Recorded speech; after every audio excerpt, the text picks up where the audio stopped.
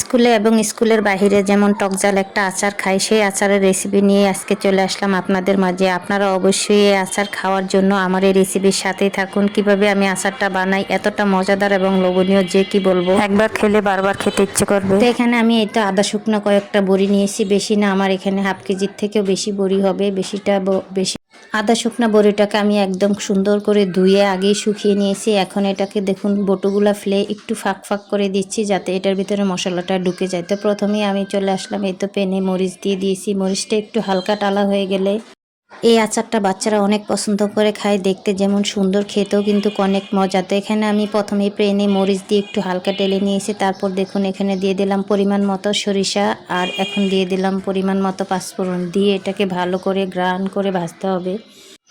এটা আমি ততক্ষণ ভাজবো যতক্ষণ এটার কালার চেঞ্জ আসে আর একদম খুব সুন্দর একটি গ্রান আসে। তারপর এটা আমি ঠান্ডা করে ব্লেন্ডারে মিক্স করে নিব। এতে দেখুন আমার টালা হয়ে গেছে। এখন এখানে আমি পরিমাণ মতো প্যানে তেল দিয়ে দিলাম।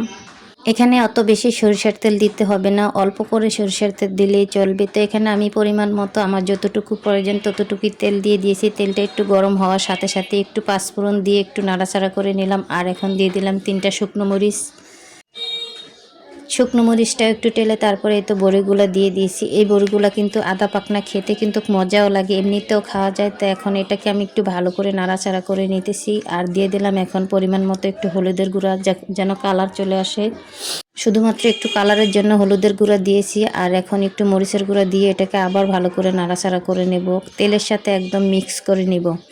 তো এখানে আমি আগেই এই তো তেঁতুলগুলো ভিজিয়ে রেখেছি। আর এই তেঁতুল না দিলে কিন্তু আপনার আচারের ব্যালেন্সটা একবারই খুঁজে পাবেন না। এখানে আমি তেঁতুলগুলো আগে গুলিয়ে একদম সুন্দর করে দেখুন কতটা সুন্দর পানি বের করে নিয়েছি। তেঁতুলটা দেওয়ার কারণে এটা কিন্তু খেতে আরও বেশি মজার এবং লোভনীয় হয়ে থাকে।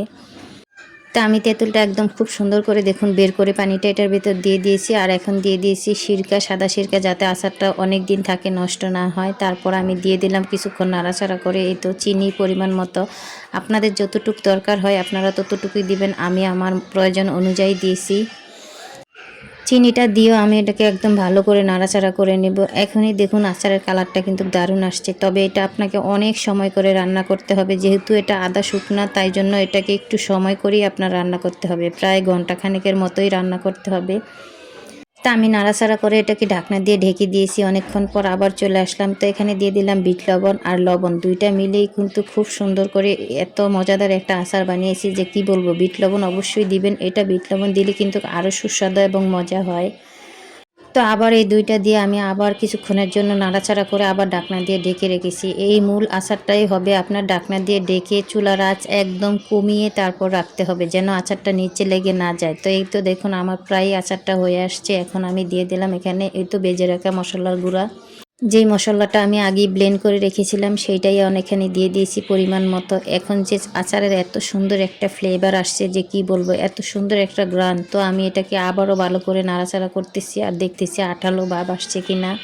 আপনারা হয়তো বলতে পারেন যে আচারের ভিতরে কিছুই ঢুকে নাই, প্রত্যেকটা ভেতরে এত সুন্দরভাবে ঢুকেছে যে কি বলবো। তো অনেকক্ষণ নাড়াচাড়া করার পরে তো বাকি আচারগুলো একটু ভেঙে দিচ্ছি আমি ডালঘুটনি দিয়ে, কারণ অনেকগুলো দেখা যাবে এখন অনেক শক্ত আছে, তাই জন্য একটু ডালঘুটনি দিয়ে ভেঙে দিলে কিন্তু আচারটা আরও বেশি মজাদার হয়। তো এই তো দেখুন আমি ডালঘুটনি দিয়ে কীভাবে আচারটা অনেকক্ষণ লাগিয়ে কিন্তু ভেঙে দিয়েছি। এখন দেখুন আচারটা জাস্ট ওয়াও, এত মজাদার হয়েছে যে আপনাদের কি বলবো। আপনারা অবশ্যই বাসায় বানিয়ে ট্রাই করবেন, ট্রাই করলেই বুঝতে পারবেন কতটা লোভনীয় এই আচারটা।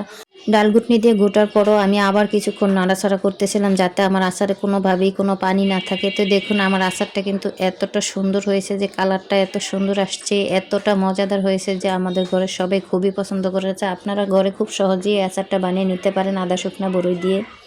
তো এখানে এখন আমি এই আচারগুলো সব প্লেটে ঢেলে নিচ্ছি। প্লেটে ঢালার পর এটা যখন ঠান্ডা হবে তখন আমি এটা বয়মে ভরে নেব। তো দেখুন আমার আচারের কালারটা জাস্ট ওয়াও। আপনাদের যদি আমার এই আচার ভালো লাগে অবশ্যই লাইক কমেন্ট শেয়ার করে সাথে থাকবেন। আর যারা এতক্ষণ সাথে থেকে ভিডিও দেখেছেন তাদের সবাইকে অনেক অনেক ধন্যবাদ।